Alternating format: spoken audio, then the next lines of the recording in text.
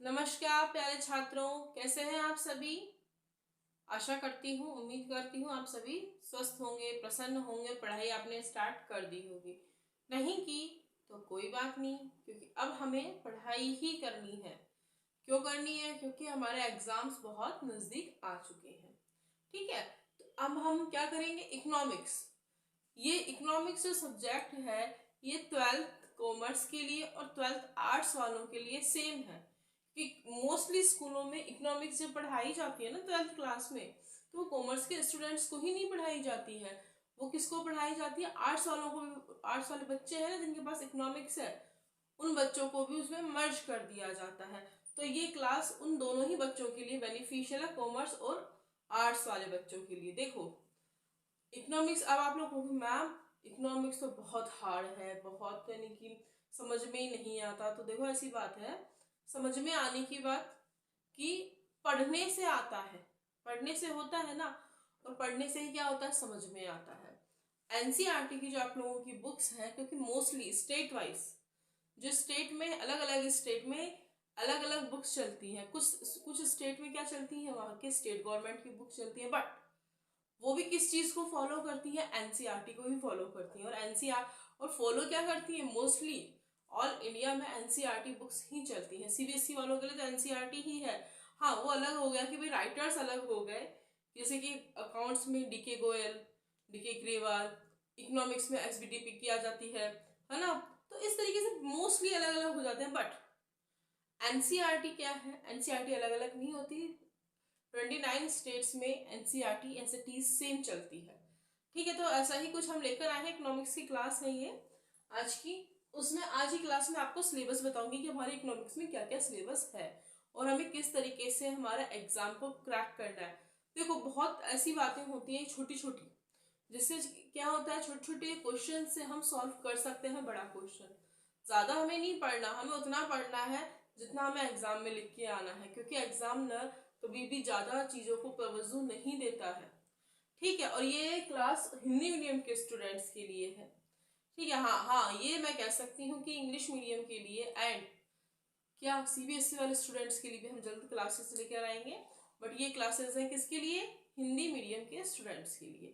ठीक है Hindi medium students, चलिए देखिए इकोनॉमिक्स का जो न्यू एंड फाइनल सिलेबस है ना, जो एनसीईआरटी ने जारी किया है हमारा, वो क्या है 2024 का फर्स्ट यानी कि भाग पहला, व्यष्टि अर्थशास्त्र लाइक माइक्रो इकोनॉमिक्स। व्यष्टि, व्यष्टि का क्या होता है बताओ? अरे छोटा, छोटा होता है ना। तो देखो परिचय अलग अलग। अब आप लोग ये मत कहना कि मैम हमारी बुक तो ना अलग है, उसमें तो ऐसा नहीं है, उसमें तो चैप्टर सॉरी सॉरी उसमें अलग दिया हुआ है। नहीं, ये जो 5 चैप्टर फर्स्ट पार्ट में दिए हुए हैं ना, तो वहां कितने पार्ट, वहां कितने कर दिए? 8 या 9 चैप्टर कर रखे हैं, 8 या 9 या समथिंग। वो क्या 14 15 कर रखे, 30 चैप्टर है अलग अलग बुक्स में। बट एनसीईआरटी ने इसे 5 चैप्टर्स में ही कन्वर्ट कर रखा है। देखो फर्स्ट फर्स्ट क्या था? इंट्रोडक्शन। किसी भी चीज का हमें इंट्रोस देना जरूरी होता है। अब जैसे कि मैं आप लोगों को पढ़ा रही हूँ, तो मैंने आप लोगों को अभी मैं क्या दे रही हूँ? इंट्रोडक्शन दे रही हूँ। इंट्रोडक्शन दे रही हूँ तो मैंने क्या दिया कि भाई हमें सिलेबस किसका करना है? इकोनॉमिक्स का करना है हमें सिलेबस, और जल्द जल्द से जल्द करना है। और क्या करना है? इजी ट्रिक से करना है, इजी ट्रिक से करना है, शॉर्ट ट्रिक से करना है। तो मैंने एक इंट्रोडक्शन दिया ना, मैं आपको सिलेबस का भी इंट्रोडक्शन दे रही हूँ। दैट इज इंट्रोडक्शन, मतलब परिचय करवाना। किसी भी चीज का परिचय जब तक हम नहीं करवाएंगे, हमें कैसे पता चलेगा? कोई गेस्ट हमारे घर आता है तो हम उसका भी तो परिचय करवाते हैं ना। वैसे ही तो इसमें क्या है? इंट्रोडक्शन ऑफ माइक्रो इकोनॉमिक्स, यानी कि व्यष्टि अर्थशास्त्र का परिचय कि भाई क्या होता है व्यष्टि अर्थशास्त्र, इसमें क्या क्या चीजें आती हैं, क्या क्या चीजें नहीं आती हैं, इसका क्राइटेरिया कितना है, और ये कितना सीमित है या असीमित है। ये सब बातें हम किसमें पढ़ेंगे? इंट्रोडक्शन ऑफ माइक्रो इकोनॉमिक्स में। ठीक है, नेक्स्ट है उपभोक्ता के व्यवहार का सिद्धांत। देखो अब जो और बुक्स है ना, उसमें इसी चैप्टर को 3 या 4 पार्ट में कर रखा है ना। और यहाँ पे क्या? उपभोक्ता के व्यवहार का सिद्धांत, मतलब कंज्यूमर बिहेवियर आ गया, थ्योरी ऑफ कंज्यूमर बिहेवियर। यानी कि कंज्यूमर का बिहेवियर कैसा होता है भाई। क्या होता है कि एक कंज्यूमर है, वो शॉप पे जाता है या कहीं भी जाता है, मॉल में जाता है, कुछ खरीदारी करता है, उपभोक्ता कुछ खरीदारी करता है, उपभोक्ता खरीदारी करेगा तो क्या होगा भाई, खरीद सामान हमें फ्री में कोई नहीं देगा, हमें उसका मूल्य चुकाना होगा। मूल्य हमने चुका दिया, लेकिन भाई हमें पसंद नहीं आया, पता नहीं उपभोक्ता का व्यवहार ये नहीं है कि पसंद नहीं आया और क्या कहते हैं उपभोक्ता हमसे लड़ाई कर लेगा। नहीं नहीं, लड़ाई नहीं करता कोई भी उपभोक्ता, नहीं करता। और कुछ एक दो बंदे होते हैं एग्जम्पशन टाइप, जिसे हम अपवाद कहते हैं हिंदी में, तो वही ऐसा होता है, लेकिन कोई लड़ाई झगड़ा नहीं करता है। तो इसमें हम क्या पढ़ेंगे कि उपभोक्ता का व्यवहार कैसा होगा उस जब वो कुछ कोई भी सामान खरीदेगा।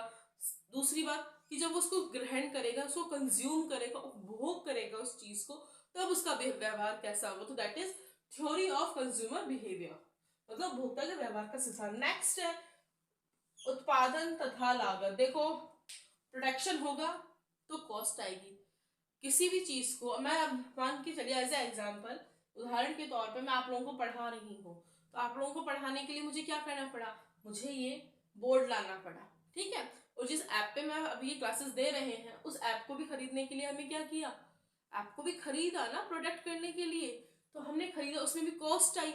मैं आप क्या कह रही हूँ कि ये बोर्ड है, इसको मैंने खरीदा, इसमें मैं आप लोगों को पढ़ा रही हूँ, इसमें मैं पेन भी लाई होंगी, इसमें इंक भी डाली होगी, तो मैं प्रोडक्शन कर रही हूँ ना, प्रोडक्शन कर रही हूँ तो कॉस्ट भी तो आ रही है, क्योंकि बिना प्रोडक्शन के कॉस्ट नहीं आएगी। कॉस्ट अकेली थोड़ी ना आती है कि भाई मैं तो आके बैठ जाती हूँ, नहीं आती है ऐसे कॉस्ट। जब तक हम किसी चीज का उत्पादन नहीं करेंगे तब तक लागत कैसे पता चलेगी।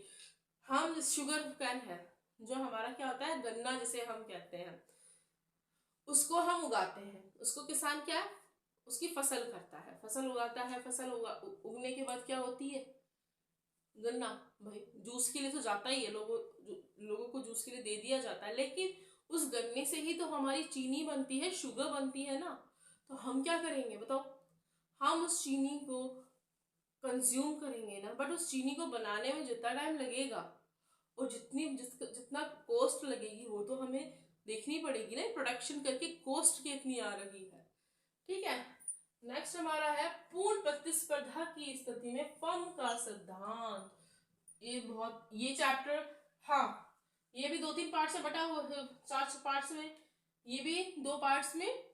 पूर्ण प्रतिस्पर्धा की स्थिति में फर्म का सिद्धांत, the theory of the firm under perfect competition, means क्या होता है। अब आप लोग पूछेंगे मैम पता नहीं है, मैं तो समझ में नहीं आया पूर्ण प्रतिस्पर्धा की। अरे मार्केट में कंपटीशन होता है या नहीं होता। इकोनॉमिक्स में क्या होता है, अर्थशास्त्र।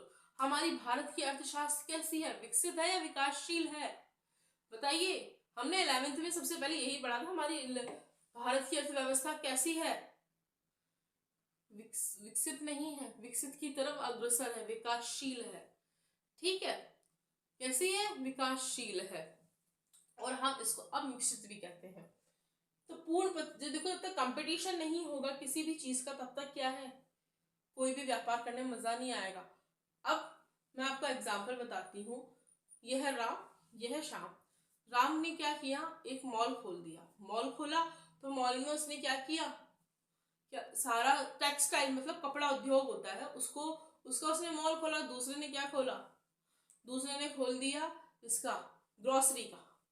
ग्रोसरी और कपड़ा दोनों अलग अलग है भाई, है ना अलग अलग, तो इन दोनों का तो कंपटीशन ही नहीं है। लेकिन राम ने तो क्या किया, कपड़ा उद्योग खोला, और दूसरे ने क्या किया, ग्रोसरी, श्याम ने। लेकिन मोहन आ गया बीच में, मोहन ने क्या किया, मोहन ने एक बड़ा सा शोरूम खोला, उसमें 2 पार्ट किए शोरूम के, और उसने क्या किया, एक तरफ क्या किया, एक तरफ उसने कपड़ा उद्योग खोल दिया, और एक पार्ट में उसने क्या खोल दिया, ग्रोसरी का। तो वो कॉम्पिटिटर बन के आ गया ना दोनों का। तो दैट इज इकोनॉमिक्स। तो इसमें क्या है, पूर्ण प्रतिस्पर्धा की स्थिति में फर्म का क्या सिद्धांत हो सकता है, मतलब फर्म के क्या क्या सिद्धांत होंगे, किस तरीके से फर्म को अपना काम करना होगा, ठीक है। नेक्स्ट बाजार संतुलन। देखो जब तक संतुलन किसी भी चीज का नहीं बिठाते हैं, तब तक कुछ भी चीज कोई भी चीज क्या होती है, काम नहीं कर सकती। तो ऐसे हमें बाजार संतुलन बिठाना है कि अर्थशास्त्र में छोटे रूप में हमारा अर्थशास्त्र में बाजार संतुलन किस तरह बैठेगा, मतलब मार्केट इक्विलिब्रियम। कि भाई समानताएं कैसी होंगी। कई बार ऐसा भी होता है कि हमारे प्रॉफिट्स बहुत ज़्यादा हो रहे होते हैं बट लॉस कम हो रहे होते हैं, और बहुत मोस्टली टाइम क्या होता है, लॉसेस बहुत होते हैं, प्रॉफिट बहुत कम होता है। तो हमें उनके बीच का क्या करना है, संतुलन बनाना है, इक्विलिब्रियम करना है, मेजरमेंट करना है। तो ये सब किस में पढ़ेंगे हम, व्यष्टि अर्थशास्त्र में। और इसी चीज को जो एसबीडीपी की बुक है ना, उसमें क्या है, ये 14 या 15 करके चैप्टर्स हैं, 14-15 चैप्टर्स हैं, इन 5 चैप्टर्स को। ठीक है, अब हम पार्ट 2 देखते हैं, समष्टि अर्थशास्त्र। देखिए अब देखते हैं समष्टि अर्थशास्त्र भाग 2, मैक्रो इकोनॉमिक्स। ठीक है, परिचय। देखो परिचय इसमें भी देना पड़ेगा। जब हमने व्यष्टि अर्थशास्त्र का परिचय दिया है तो समष्टि अर्थशास्त्र का भी तो परिचय देना पड़ेगा कि इसका क्षेत्र कैसा है, इसमें क्या क्या चीजें आती हैं, क्या नहीं आ सकता, और इसका ये कहाँ तक जाता है, यानी कि इसमें क्या पूरा इकोनॉमिक्स, पूरा अर्थशास्त्र आता है या अर्थशास्त्र का कुछ भाग आता है। तो ये सब इसमें किसमें पढ़ेंगे हम, परिचय में, समष्टि अर्थशास्त्र के इंट्रोडक्शन। राष्ट्रीय आय का लेखांकन। देखो अब यही चैप्टर्स उस वाली जो हमारी बुक है ना, कौन सी एसबीटीपी की, उसमें अलग अलग उसमें दिए हुए हैं, एक ही चैप्टर को 3 या 4 पार्ट में दिया हुआ है। तो राष्ट्रीय आय का लेखांकन किस तरीके से किया जाता है, भाई कौन सी मदें आती हैं, कौन सी मदें नहीं आती हैं, राष्ट्रीय आय का लेखांकन कैसे होता है बताओ। एनडीपी, जीडीपी निकालनी पड़ेगी ना, factor cost, market price, that is national income accounting. मुद्रा और बैंकिंग, अब क्या आया है, मुद्रा और बैंकिंग। अब आप लोगों के मैम राष्ट्रीय आय का लेखांकन, अरे वही है जिसे हम एग्रीगेट कहते हैं, नेशनल इनकम एंड एग्रीगेट, है ना। तो उसमें क्या करना है, हमें क्या करना होता है, उसमें हमें जीडीपी निकालनी होती है GDP at market price, GDP at किस पे, फैक्टर कॉस्ट पे, NDP at market price, NDP at factor cost. ये सारी चीजें जहां निकाली जाती हैं वो क्या है, राष्ट्रीय आय का लेखांकन। वहां क्या किया जाता है, राष्ट्रीय आय का लेखांकन किया जाता है। मुद्रा और बैंकिंग, इकोनॉमिक्स में मेन तो पॉइंट ही यही है ना, क्योंकि इकोनॉमिक्स में क्या आता है, मनी आती है और बैंकिंग आती है। देखो मनी नहीं आएगा बैंक, तो बैंकिंग कैसे आएगा, जब तक व्यक्ति के पास मुद्रा नहीं होगी, मनी नहीं होगा, तो क्या वो बैंक में जमा करवा सकता है, क्या बैंक से लोन ले सकता है। तो मुद्रा और बैंकिंग क्या है, पैसा लेने के लिए भी हमें बैंक की जरूरत पड़ती है, पैसा देने के लिए बैंक की जरूरत पड़ती है, दैट इज मुद्रा और बैंकिंग पढ़ेंगे हम इसमें।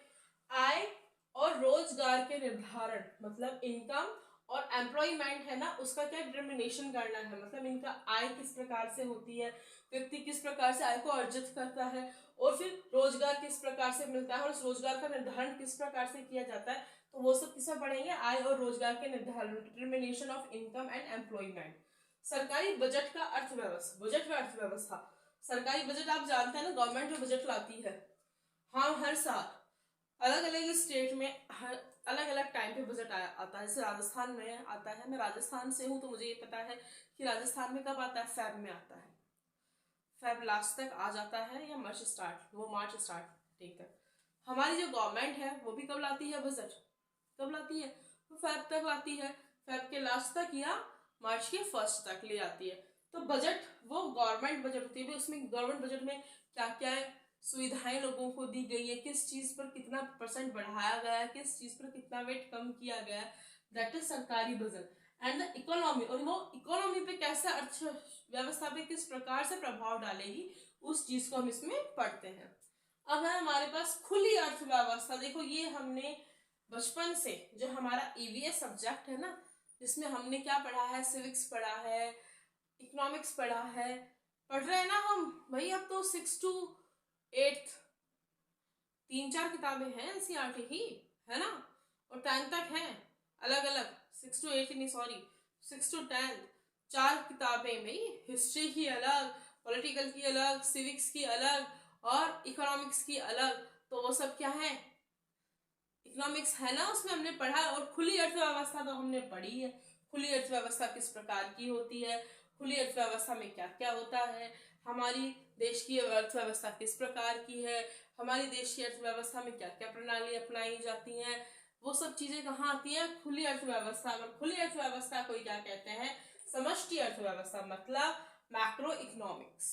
अगर आप लोगों ने ये नोट नहीं किया हो तो नोट कर लीजिए, क्योंकि हम एक चीज देखते हैं कि भाई हमें हमारा सिलेबस है, अभी हमारे पास 2 मंथ्स है, हम हमारे कोर्स को बहुत अच्छे तरीके से और बहुत ही शॉर्ट में और बहुत इजी टाइप से हम इसको लर्न भी कर लेंगे और इसको कंप्लीट भी कर लेंगे। फिर हम जैन के स्टार्टिंग में या जैन के मिड से हम क्या करेंगे, रिवाइज करना स्टार्ट करेंगे, क्योंकि आप लोगों के एग्जाम फरवरी मिड तक स्टार्ट हो जाएंगे। तो हम इनको क्वेश्चंस को करेंगे, हम कुछ क्वेश्चन पेपर्स भी सॉल्व करेंगे। हाँ, आप लोगों को कुछ समझ में नहीं आए वो आप मुझे कमेंट में बताइएगा कि मैम मुझे हमें ये समझ में नहीं आ रहा, मैं उस चीज को वापस समझाऊंगी, लेकिन पढ़ना तो आपको पड़ेगा। और एक नई बात कि जो हम नई बात क्या मतलब कि जो हमारा अर्थव्यवस्था है ना, समष्टि और व्यष्टि, बहुत से बच्चे नहीं समझते हैं कि भाई व्यष्टि अर्थशास्त्र क्या होता है, समष्टि अर्थशास्त्र क्या होता है। तो जो परिचय है ना उसमें ही ये दिया गया है। माइक्रो का मीनिंग क्या होता है, छोटा, और मैक्रो का मीनिंग बड़ा। ये समझ में आया ना? तो दैट इज, तो हमें क्या करना है, समष्टि, बच्चे हिंदी मीडियम वाले भी हम सब क्या बोलते हैं, मैक्रो माइक्रो ही बोलते हैं, समष्टि व्यष्टि नहीं बोलते। तो डरना तो बिल्कुल नहीं है इकोनॉमिक्स से, क्योंकि बहुत से बच्चे डरते हैं, इकोनॉमिक्स से भी डरते हैं, अकाउंट से भी डरते हैं, उनको बीएसटी बहुत अच्छा लगता है। और अब तो कुछ बच्चों को बीएसटी भी अच्छा नहीं लगता, क्योंकि ये कहते हैं केस स्टडीज आ रहे हैं। अरे तो केस स्टडीज नहीं आएंगे तो बताओ आप लोगों को कैसे पता चलेगा किसी भी चीज का, कि नियोजन कैसे हो रहा है और क्या निर्देशन कैसे हो रहा है, समन्वय कैसे होगा। तो सब चीजों के लिए अलग अलग ट्रिक होती है, अलग अलग तरीके से सब सब्जेक्ट को पढ़ा जाता है। अब हमने इकोनॉमिक्स की हमारी क्लास स्टार्ट कर दी है। आज आप लोग इन सबको देखिए कि अपने सिलेबस को, और फिर हम नेक्स्ट क्लास में हमारा चैप्टर व्यष्टि अर्थशास्त्र का यानी माइक्रो इकोनॉमिक्स का फर्स्ट चैप्टर स्टार्ट करेंगे। वो 2 या 3 क्लासेस में मैं आपको कंप्लीट करवा दूंगी।